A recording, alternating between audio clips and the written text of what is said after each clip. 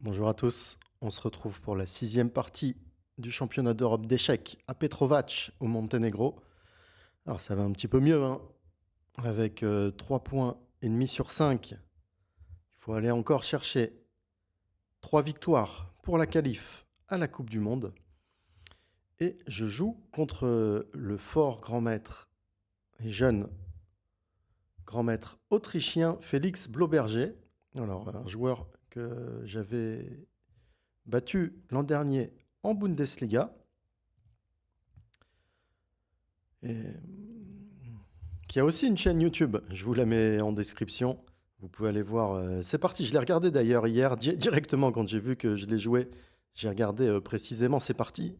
Et il venait de faire une énorme boulette et perdre sur une attaque rapide de maths contre Indic. Je vous invite à aller voir la partie. Allez, c'est celle que je vous mets en lien. Et il explique un peu ce qu'il fait dans les ouvertures. Alors, il joue beaucoup cavalier F3, G3 en ce moment, comme il m'avait joué.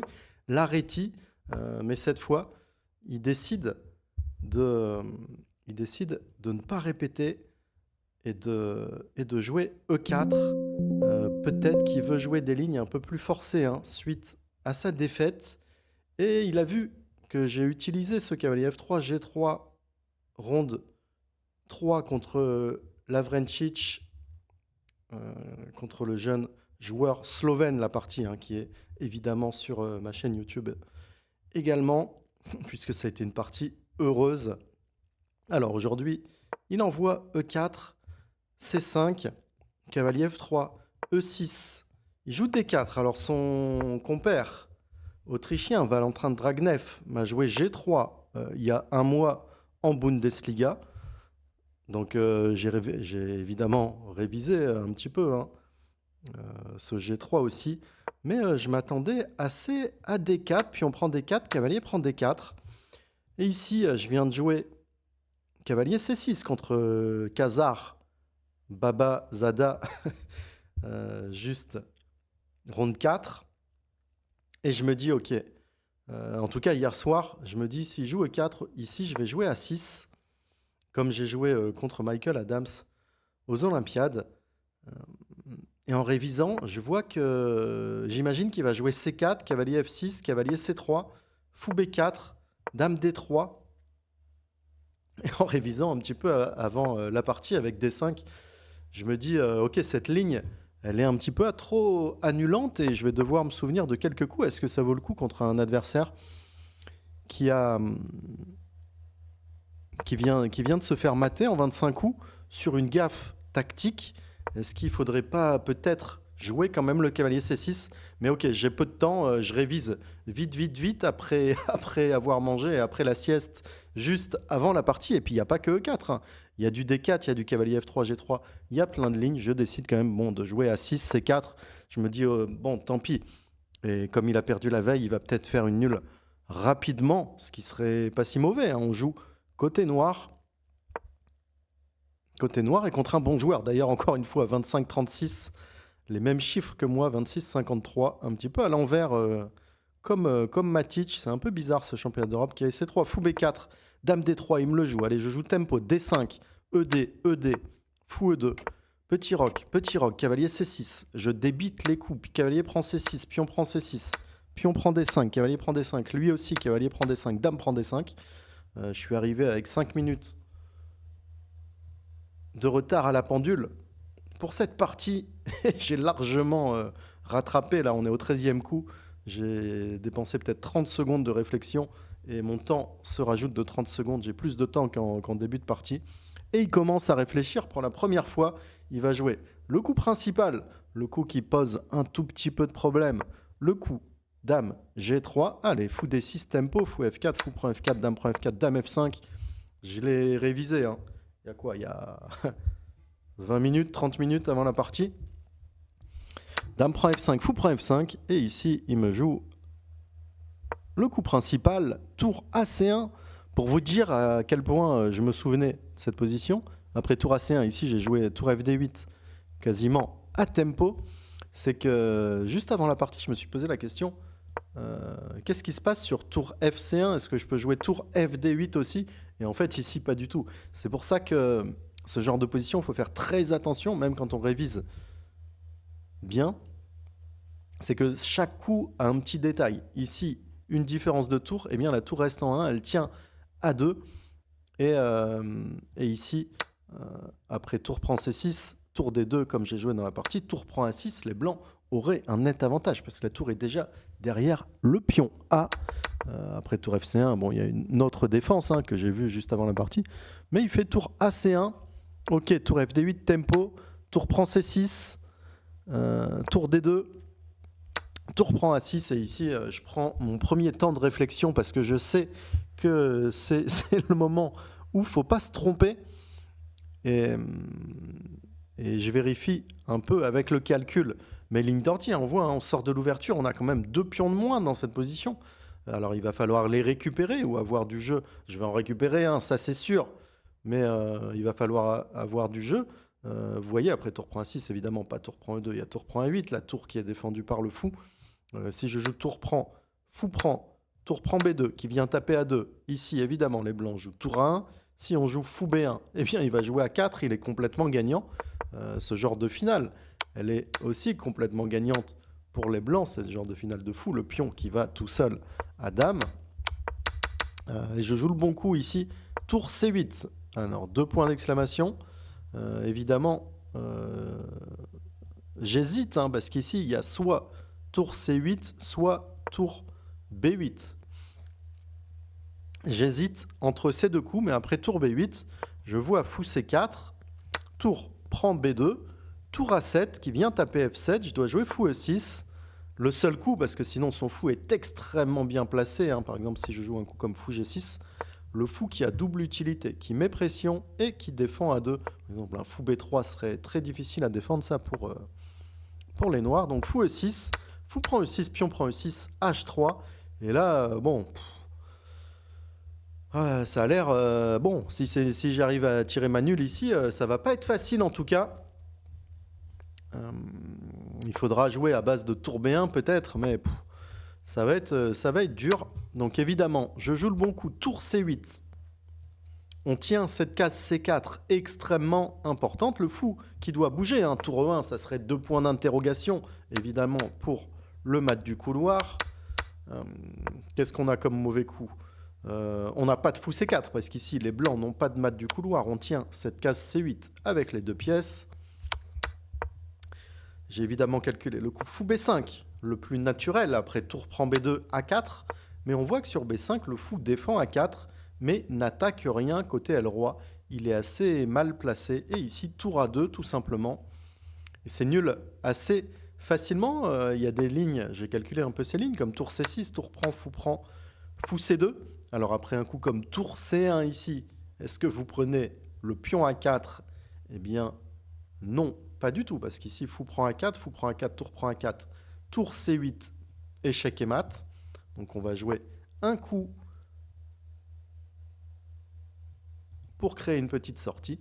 Et ici, après fou D5, c'est nous qui allons utiliser le mat du couloir. On peut jouer tour prend A4. Si tour prend C2, tour 1.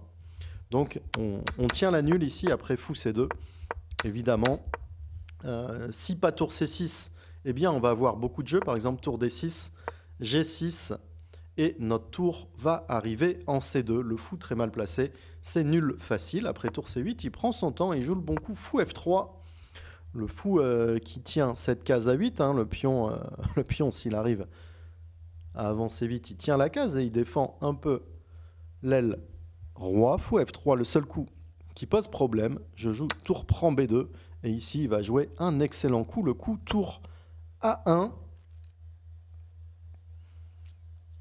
Et après tour A1, malheureusement, ça sera peut-être l'erreur de ce championnat d'Europe. Je vais jouer le coup très naturel fou B1. Je veux tour échec et mat. S'il joue tour A8, tour prend A8 parce qu'il me cloue, j'ai pas le temps de mat. Fou prend A8. Je peux jouer par exemple fou prend A2. Il n'a pas d'idée du tout de fou D5 parce que fou prend D5 contrôlerait cette case. Ici c'est nul tout de suite. Et je menace tour C1 avec des attaques hein, sur F2, des attaques partout.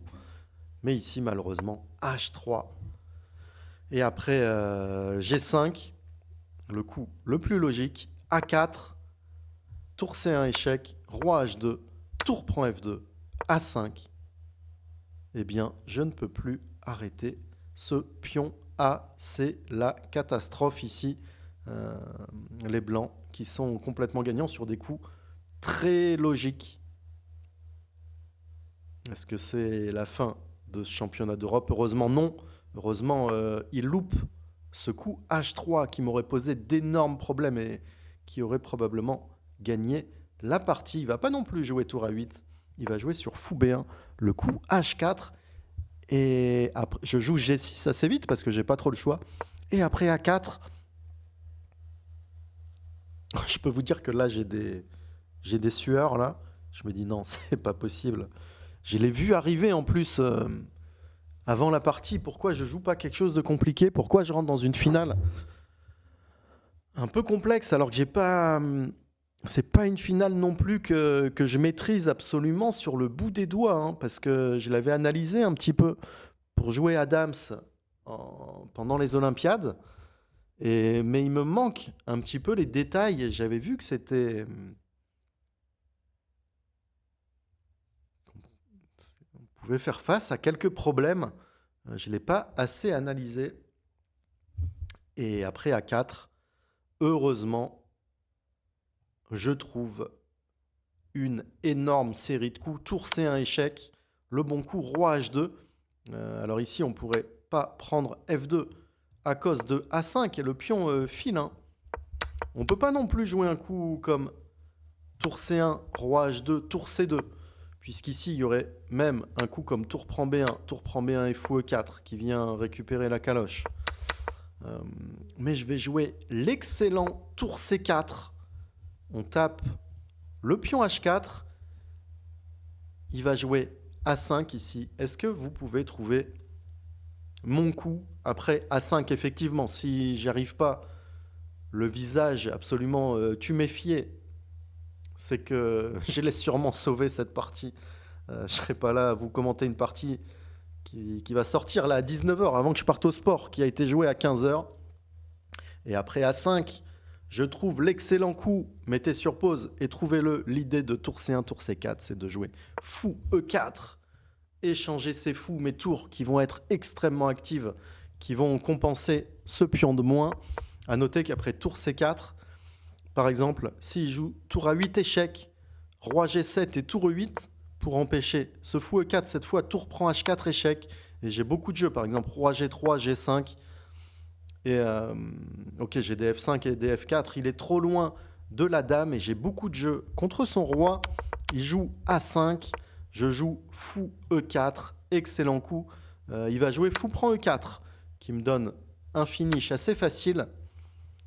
Tour F6, poser un tout petit peu plus de problèmes, mais à minima, après fou prend F3, tour prend F3. Alors pourquoi tout ça? Parce que si j'essaie de lui déloger sa tour, il va pouvoir mettre les deux tours en opposition et derrière le pion.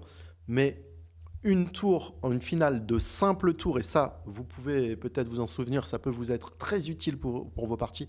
Les finales tour contre tour, une single tour contre une seule tour, la tour derrière le pion est très forte. Par contre, regardez ici, quand on a deux tours, j'étais absolument certain que ce coup tour C7 me donnait une nulle assez facile. Alors il y a tour prend H4 échec qui est assez intéressant, mais qui pose quelques problèmes. Mais tour C7, A6, tour A7, ce genre de position, ça va être assez facile à tenir. Alors exactement ce genre de position, quand il a les deux tours en défense d'un pion et que moi j'ai les deux tours, eh bien ici les blancs ne peuvent pas bouger du tout.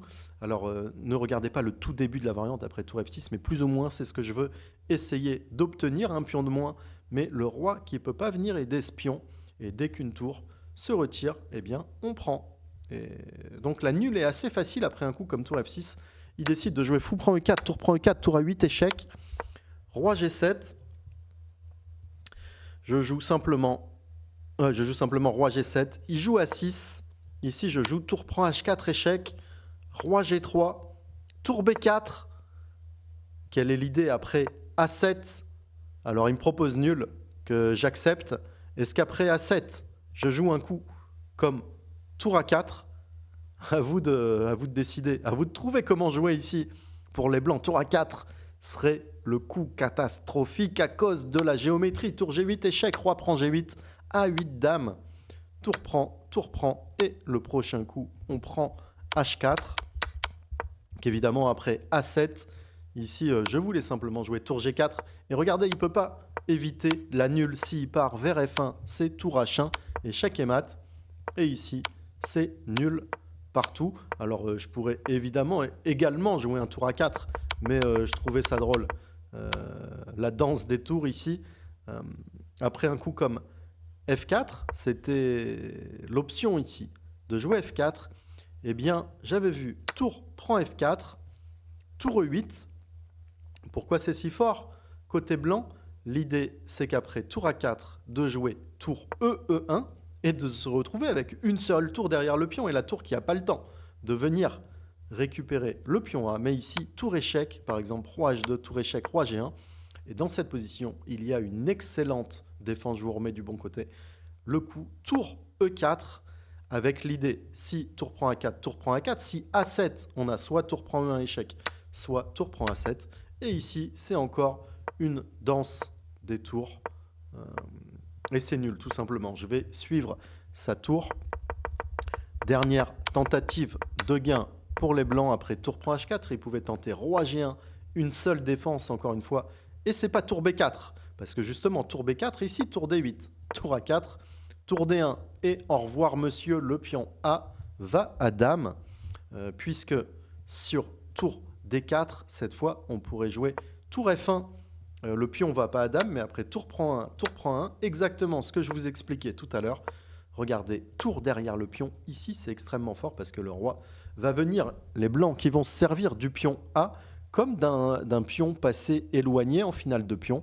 Ils vont venir avec le roi va devoir venir en opposition et venir prendre, et quand le roi noir sera trop à l'aile dame, le roi blanc qui va bifurquer côté aile roi pour gagner la partie en finale de pion. Mais évidemment, j'avais sous le coude l'excellent coup tour H, B4, menace, par exemple A7 ou tour C8, tour B1 échec, tour prend B1, roi H2, et moi je mets la tour derrière le pion. Alors ça c'est nul facile, hein. Quand le pion est en A7 ou A6, en plus c'est égalité matérielle.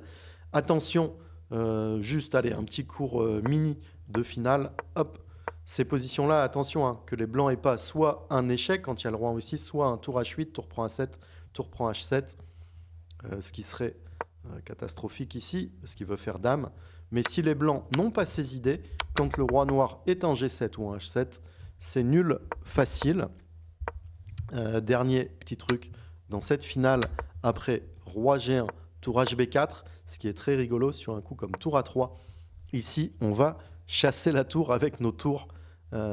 Et c'est encore géométriquement une petite nulle, une petite danse des tours, parce que dès qu'il prend, on met la tour derrière le pion, et même si lui, il vient protéger latéralement, eh bien, il y a 3 contre 3 ici. Il va mettre trop de temps, hein, pour venir avec le roi. Nous aussi, on a du contre-jeu. Côté L roi, donc première partie du tournoi qui se termine sur cette nulle contre le youtubeur autrichien qui poste ses parties en anglais, hein, d'ailleurs. C'est pas en allemand, c'est pas en autrichien. Vous pouvez aller les voir, perfectionner et vos échecs et l'anglais. On va voir ce qu'il a à dire sur cette partie. C'est sûr qu'il va parler du H3, mais se fout bien, hein. On a parlé après la partie. Il n'était pas facile, hein. Je le saurai pour la prochaine fois. Et d'ailleurs, je l'ai peut-être vu pendant les Olympiades avant ma partie contre Adams. Mais c'est pas si simple à appréhender cette position. En réalité, ici, fou A6 fait nul très facilement avec l'idée sur A4, tour A2, la tour derrière le pion. Et par exemple, sur un coup comme H3, on va jouer G6. Et on n'a pas perdu de temps ici. On met tout de suite pression sur F2, mais il joue tour C6. Et ici, après tour A2, tour prend A2, tour prend A2, tour A6, roi G7, cette finale est facilement nulle, parce qu'on va mettre pression sur F2. Il a du mal à avancer ce pion A. Il est trop loin, par exemple à 5, tour A1, roi H2, tour A2, roi G3, par exemple G5 avec l'idée sur tour A8, tour H6 pour menacer, fou D5 sur roi H2, une nouvelle danse de la tour. Pas si compliqué en réalité, mais quand on n'a pas, eh bien, ouais, c'est pas si simple, on a un pion de moins quand même. Ouais, donc 4 sur 6, la prochaine partie, ronde 7, va être importantissime. Chaque demi-point avec les blancs, chaque non-victoire sera un demi-point de perdu à la course, à la qualif. Il faut absolument gagner. Et on se retrouve simplement demain pour la masterclass de l'académie. Également, masterclass à 17h, c'est 17h, 19h. Objectif 1600, ça sera sur les finales justement. Et des parties entre Kasparov et Karpov, la fameuse finale cavalier contre fou. On se retrouve demain. On a reçu également de nouvelles pièces d'échecs en bois d'olivier. Je vous invite à aller les voir si vous voulez vous faire plaisir avec un jeu d'échecs. La tournerie Mora en Espagne, avec qui on travaille depuis maintenant plus de 3 ans, hein, si je ne dis pas de bêtises, avec notre boutique alphaéchec.fr qui a fait de nouvelles pièces très très jolies. Dixit, la patronne d'Alpha Échec, ma femme, qui vient de les recevoir et qui les trouve magnifiques. Et je vous retrouve bientôt et on espère ce championnat. Continuer comme ça va un peu mieux qu'en début. Même cette partie, même si je fais ce fou B1, ok, il n'est pas si facile. Et franchement, cette série de coups défensifs mérite de sauver le demi-point. À bientôt.